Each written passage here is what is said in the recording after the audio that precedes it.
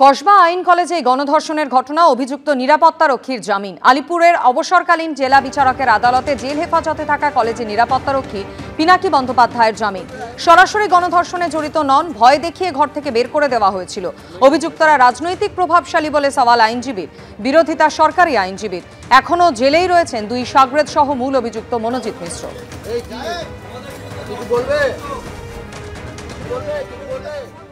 পুলিশের তদন্তে আস্থা আছে আমার যথেষ্ট।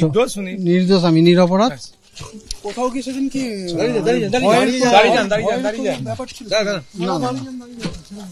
আপনাকে কি জোর করে ওখানে আটকে রাখা হয়েছিল, ভয় দেখানো হয়েছিল? না না না, ঠিক আছে। আপনাকে কি ভয় দেখানো হয়েছিল? না না না, সারে না। এই মামলা চার্জশিট হয়েছে, এটা তদন্ত অলরেডি কমপ্লিট হয়েছে।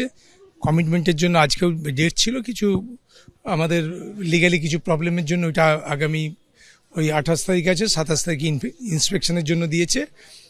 গতকালকে আমাদেরকে আলিপুরের যে ডিস্ট্রিক্ট অ্যান্ড সেশন জাজ থেকে আমাদের জামিন দিয়েছে। মেন বক্তব্য একটা ছিল, এই হচ্ছে victim of the circumstances from the beginning. আমরা বলছিলাম, আজও বলছি, পরিস্থিতির শিকার। অন দ্য আদার হ্যান্ড, যখন কালকে হিয়ারিং হয় কিছু পয়েন্ট দেখায়, নেচারালি জানেন সেন্সিটিভ মামলা, এগুলোকে বলা খুব অনেক ক্ষেত্রে মুশকিল, কিন্তু কিছু স্টেটমেন্ট ছিল যেটা 164 স্টেটমেন্ট বা অন্যান্য 161 স্টেটমেন্ট, তাতে যতটুকু আমরা কোর্টকে স্যাটিসফাই করতে পেরেছিলাম, তাতে কোর্ট মনে করেছে যে না, এই ভিকটিম অফ দ্য সার্কামস্ট্যান্সেস বা এর কোনো কিছু করার ছিল না। সমস্ত কিছু বুঝে শুনে লার্নেড কোর্ট গতকাল 20,000 টাকায় জামিন দিয়েছে।